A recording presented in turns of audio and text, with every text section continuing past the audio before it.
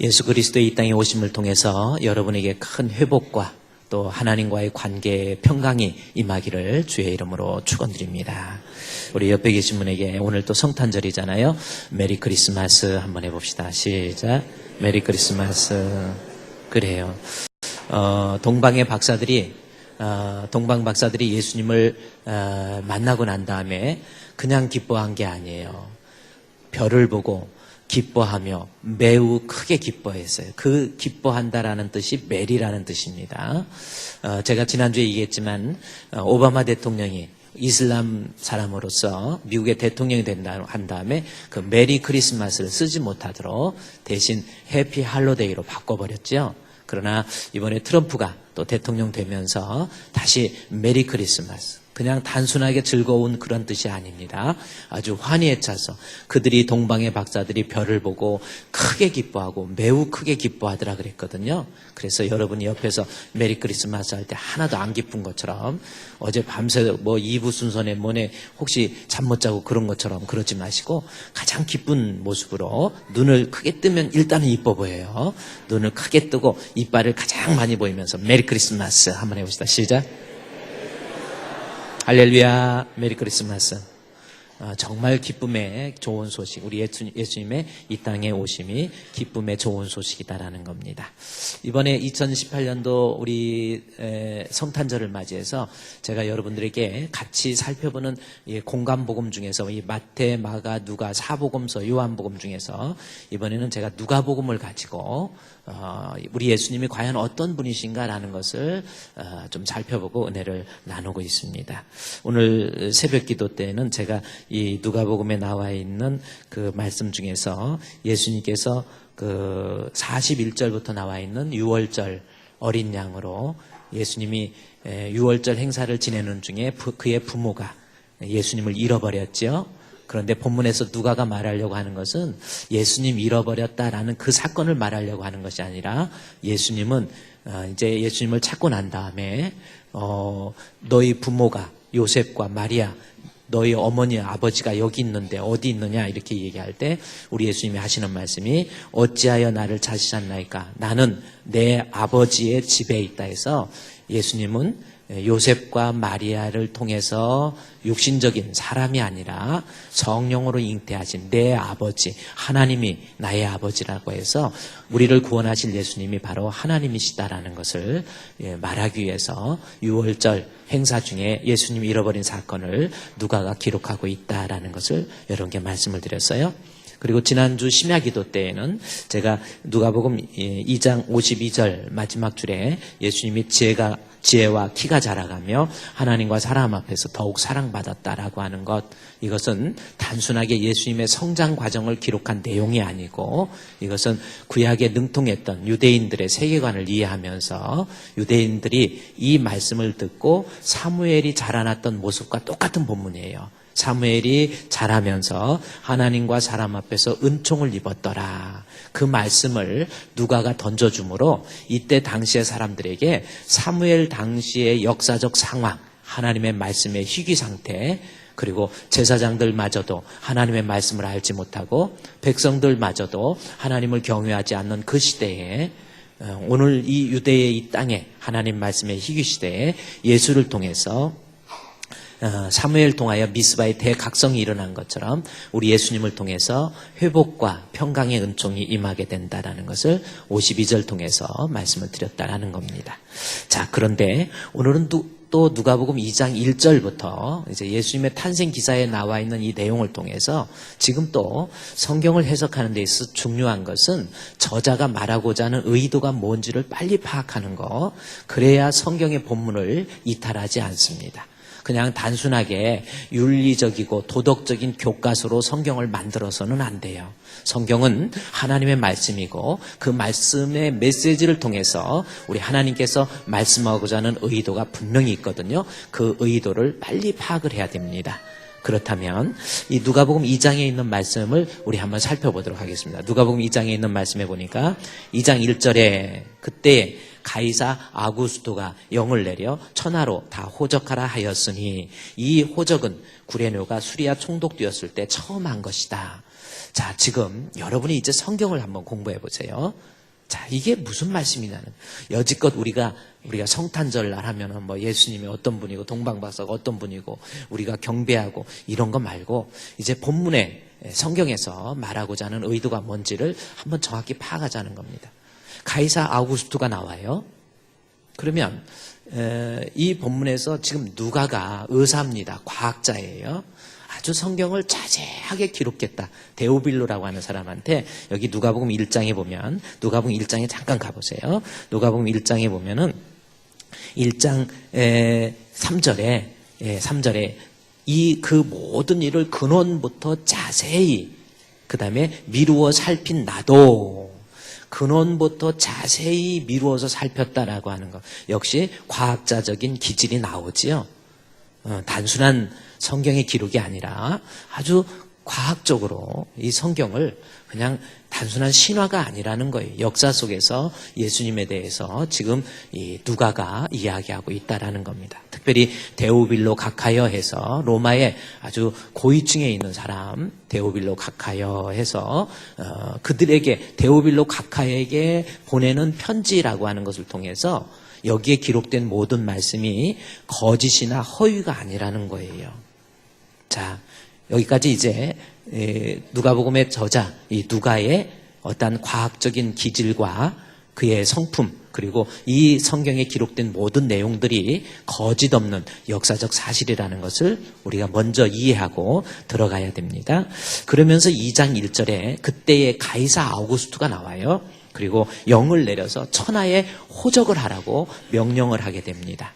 자, 그리고 2절 말씀에 보면 이 2절 말씀 때문에 누가복음이 과연 하나님의 말씀으로서 정경성을 인정받느냐, 다시 말해서 정말 하나님이 그의 누가를 통해서 기록한 성령에 감동된 말씀이냐라고 하는 정경성의 문제가 2절 때문에 생기게 되는 겁니다.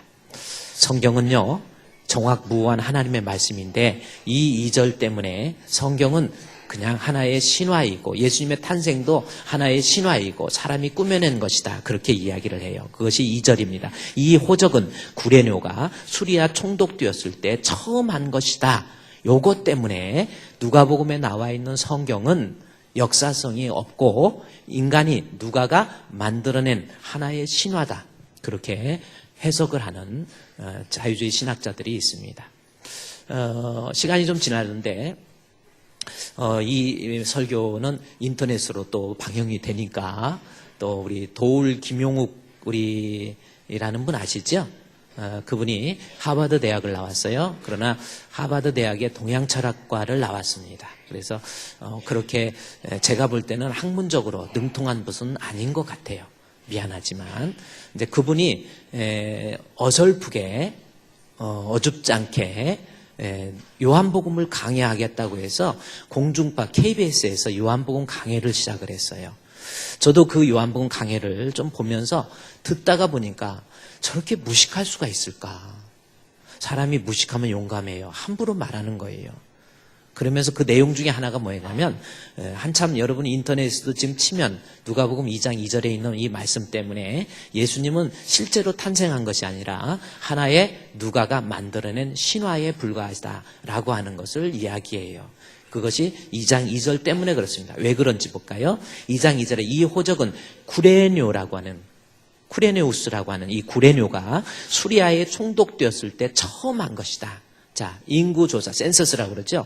인구조사를 가이사 아우구스투가 명해가지고 인구조사를 했는데 그 인구조사를 이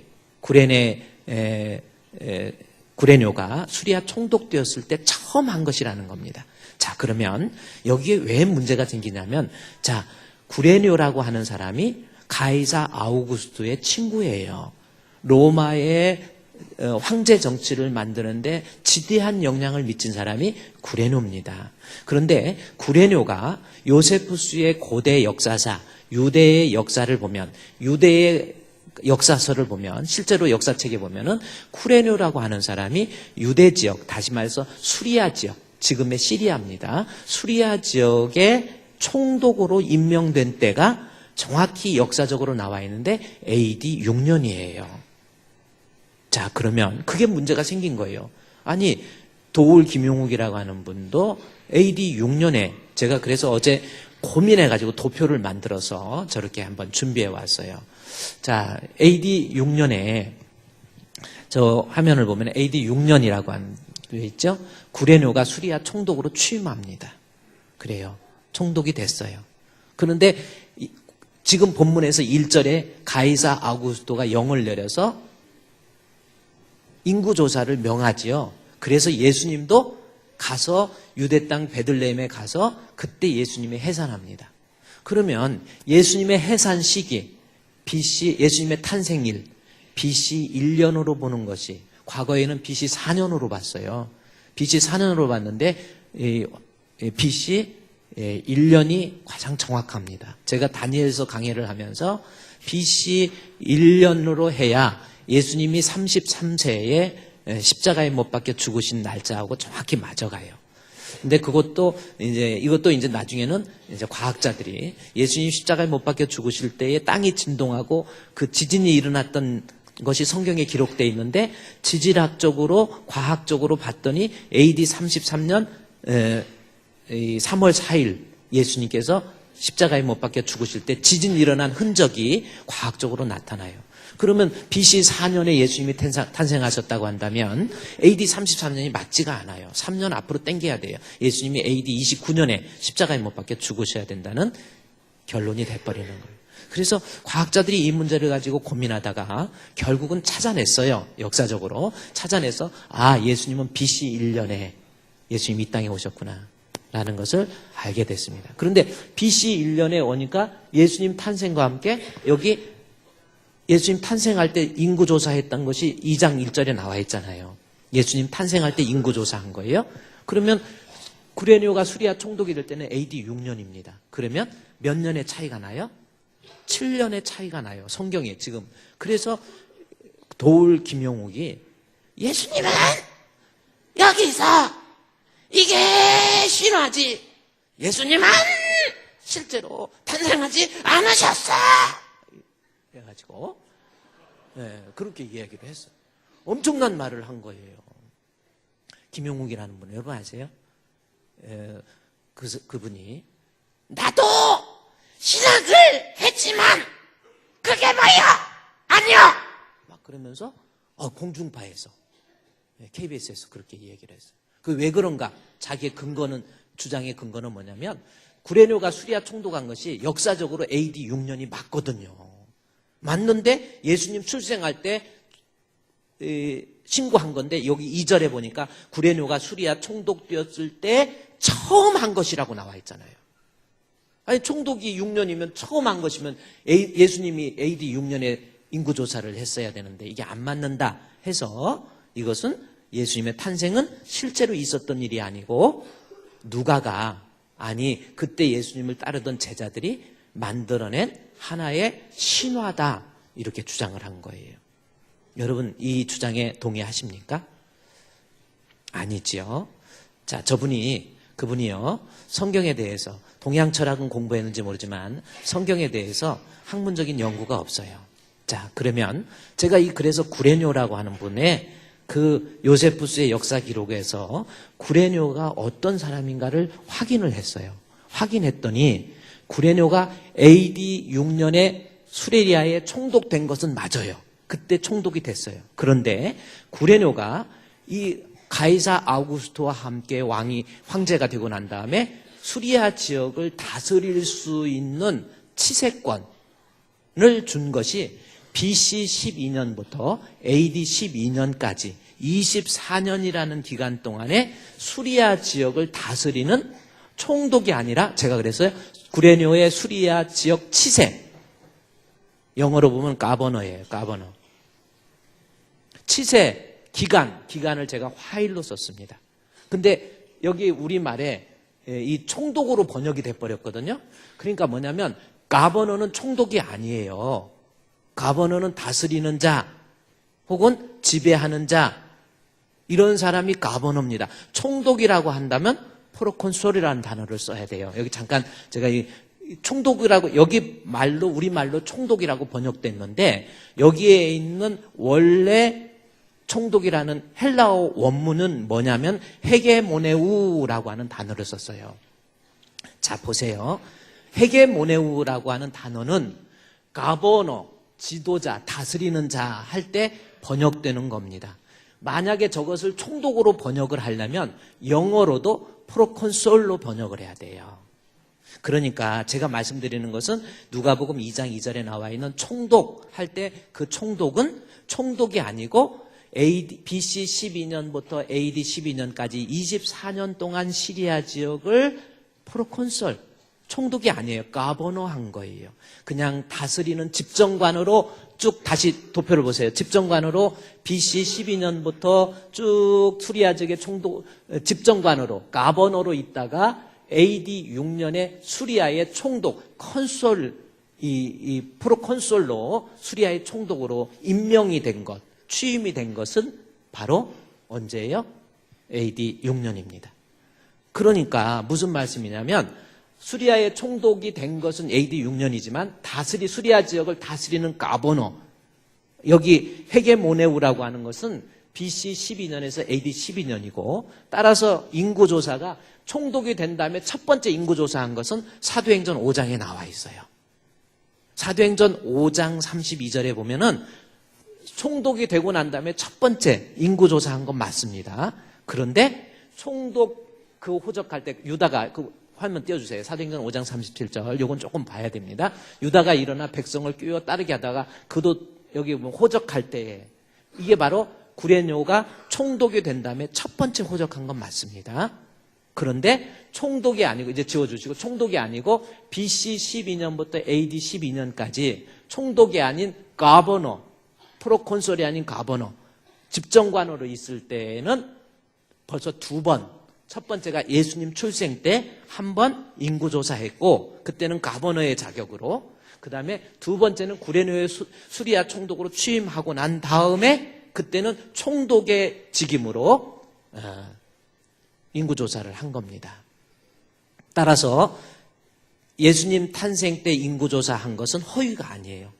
우리말로 2장 2절 한번 보세요. 이 호적은 구레뇨가 수리아 총독이라고 번역하면 안 되고 헤게모네우라고 하는 이것을 가버노, 즉 다스리는 자로서 된 것이고 이 다스리는 자로서 첫 번째 한 것, 다시 말해서 첫 번째는 예수님의 탄생 때 한 겁니다. 그래서 옛날에는 영어 성경이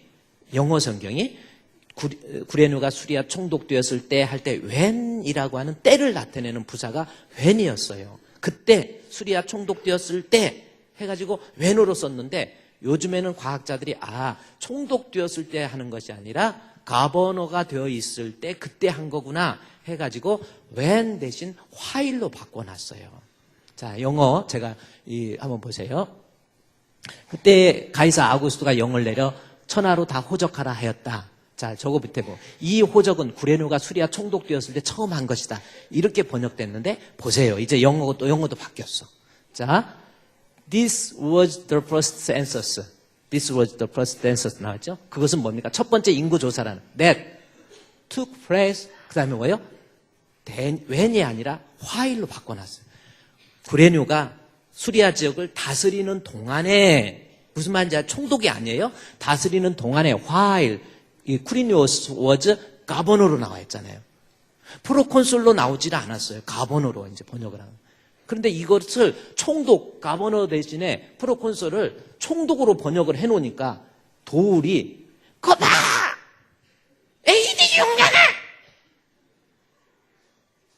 구레뇨가 총독됐고 예수는 BC 1년, 2년, 4년이니까 공백이 있어서 이건 가짜다라고. 그래서 예수님의 탄생을 부정했던 아주 놀라운 사건이 있었습니다. 아니에요. 정확합니다. 그러니까 인구조사 2번 한 건데 총독되어서는 처음 한 거예요. 그것이 뭐예요? 총독되어서 처음 인구조사한 것은 그것은 사도행전 5장 42절에 나오는 거고 지금 여기 본문에 나온 것은 총독되기 전에 나온 사건입니다. 따라서 제가 여러분께 말씀드려요. 예수님이 이 땅에 오신 것은 허구가 아니에요. 역사적 사실입니다. 믿으십니까? 할렐루야! 눈을 뜨시고 제발 눈 감고 그러지. 눈 닫으면 뭐예요? 이것은 셔터 내렸다. 오늘은 영업 끝이다라는 겁니다. 눈 뜨세요. 잠이 와요? 여러분, 이렇게 나와. 예수님 잃어버려갖고 6월절 예수님 잃어버렸는데 잠이 옵니까? 뭐, 네, 이런. 자, 예수님 이 땅에 오신 것이 정확한 역사적인 사실이에요. 자, 그러면서 누가는 이 본문을 잠깐 여러분이 보기를 누가는 어떤 특징이 있냐면 누가는 그때 가이사 아구스투라는 말을 합니다. 요 아구스투가 천하의 영을 내렸다라고 하는 거. 자, 여기에 지금 누가가 말하고자 하는 의도가 지금 일단은 예수님은 실제로 이 땅의 역사 속에서 우리를 위해서 이 땅에 오신 분 맞다라는 것을 이 탄생을 통해서 알게 되고 그 다음에 가이사 아구스투가 영을 내렸다라고 하는 거 이것은 무슨 뜻이냐는 거예요. 여기서 가이사라고 하는 것은 영어식 발음이고 원래는 카이저입니다.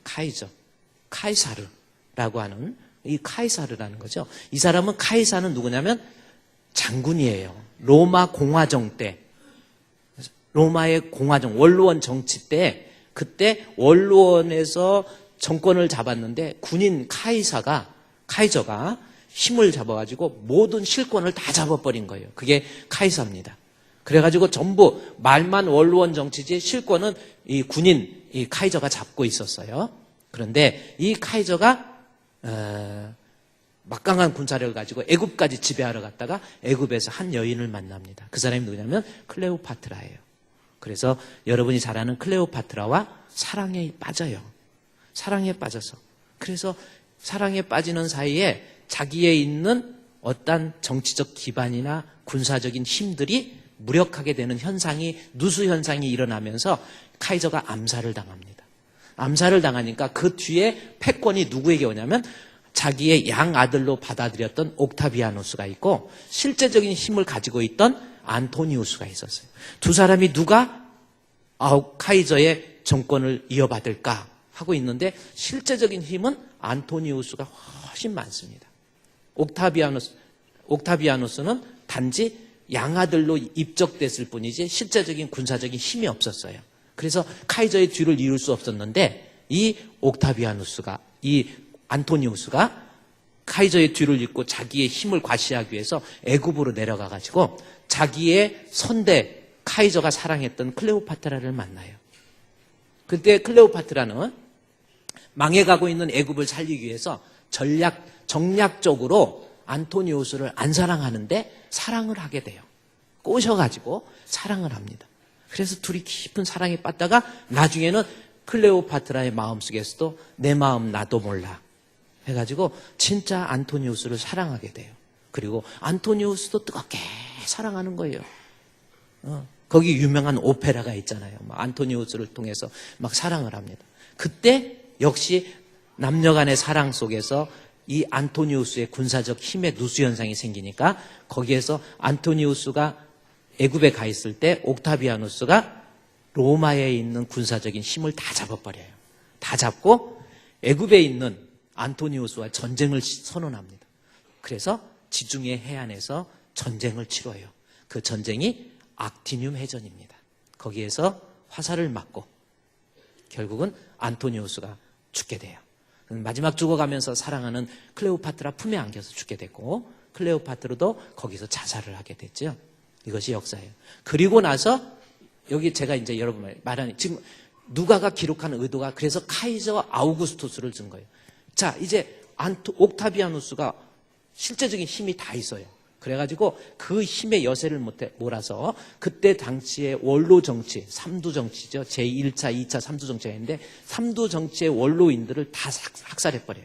다 죽여버리고 그때까지 있지 않았던 절대적인 황제의 권한, 이전에 역사 속에서 보면 로마의 황제 이전에 이러한 막강한 힘의 논리를 가지고 황제의 자리에 올라간 사람은 아무도 없어요. 옥타비아누스 오직 유일합니다. 그래서 옥타비아누스가 정권을 잡고 난 다음에 원로원으로 하여금 자기가 이름을 져서 이것을 임명하도록 해요. 그거 뭐냐면 아우구스투스라고 하는 이름입니다. 그러면 이 여기서 아우구스라고 나왔는데 이게 뭐냐면 아우구르라고 하는 것은 신이라는 뜻이에요. 나는 신이다. 지금 인류 역사상 처음 로마의 황제 숭배가 그래서 나온 거거든요. 그때 황제 시대가 되면서 나는 아우구스투스 그리고 카이저의 뒤를 이은 카이서 아우구스투스라고 하는 칭호를 로마 원로로부터 받게 돼요. 그리고 그때 이가 주장하는 것이 뭐냐면 이제 내가 바로 신 아우구루, 다시 말해서 아우구스투스, 나는 신이다 해서 여기에서 나온 말이 큐리오스, 이제 황제를 향해서 주라는 단어를 쓰게 되는 거예요. 그렇죠? 엄청난 힘입니다. 엄청난 군사적인 힘을 가지고 주, 그래서 카이저에게만, 아우구스투스에게만 주라는 칭호를 붙일 수 있었던 거예요. 주라는 칭호를 붙이니까 이제는 어떻게 됩니까? 군사적인 힘을 통해서 자기가 황제가 다스리는 나라가 되니까 이제 그 지역에 있는 모든 사람들을 군사적인 막강한 힘을 만들기 위해서 호적 조사를 시키는 거예요. 호적을 조사시켜가지고 막대한 재산을 끌어와야 되고, 그리고 자기가 황제라고 하는 것, 황제는 신이라고 하는 것을 주장하기 위해서 인구조사를 시작한 겁니다. 그리고 거기서 주장한 거예요. 이 막강한 힘을 가지고 박스 로마라고 하는, 로마를 통한 평화, 나는 평화의 왕이다 라고 하는 것, 그것이 누가복음 이제 다 끝났습니다. 누가복음 2장 1절에 그때의 가이사 아우구스투가 그 말 나왔어요. 가이사 아우구스투, 나는 신이라는 거예요. 그리고 이 군사적인 힘을 가지고 평화를 이룰 수 있다라고 하는 것을 강력하게 주장하는 거예요. 누구도 이 권력 앞에 아무도 주라는 칭호를 붙일 수가 없을 그때에 지금 누가복음의 저자 누가는 카메라의 초점을 아우구스투스에서 다시 옮기기 시작해요. 어디로 옮기나 볼까요? 자, 2장 3절에 이제 예수 그리스도에 대한 이야기 나옵니다. 그러면서 약혼에 꼭 호적하러 가는데 7절에 첫 아들을 낳아 강보에 쌓여있는, 구유에 누워있는 아기 예수. 가장 강력한 힘에서 카메라의 초점을 가장 연약한 아기의 모습으로 누가는 초점을 옮기고 있어요. 이것은 무슨 의미인지 아세요? 이제까지 가이사가 주가 아니라 진정한 주는 예수. 그래서 11절 말씀해 보면 오늘날 다윗 동네에 너희를 위하여 구주, 같이 말해서 곧 그리스도 주 계속 강조하는 거예요. 카이서가, 아우구스투스가 주가 아니라 예수님이 주님이시고 예수님이 구주이시고 로마의 물리적인 힘에 의해서 평화가 일어나는 것이 아니라 우리 하나님과의 관계의 회복을 통한 평화. 그래서 13절에 지극히 높은 곳에서는 하나님께 영광이요 땅에서는 평화라는 말이 기록된 겁니다. 이제 앞으로 누가복음 2장 1절 가이사 아우구스투, 자가 신이다라는 거죠. 그리고 나를 통해서 인류에게 평화가 온다 아니라는 겁니다. 비록 연약한 아기의 모습으로 이 땅에 오신 우리 예수님, 그 예수님만이 진정으로 우리의 구주가 되시고 그 예수님만이 우리에게 참 평화를 안겨주실 진정한 메시아. 할렐루야. 기도하겠습니다. 하나님 감사합니다. 주신 말씀, 우리 예수만이 진정한 인류의 평화의 왕이신 것을 저희들이 믿고 고백합니다. 마음속 깊이 예수를 영접하고 그분께 경배할 수 있는 저희들 되게 해 주시옵소서. 예수님의 이름으로 기도드리옵나이다. 아멘.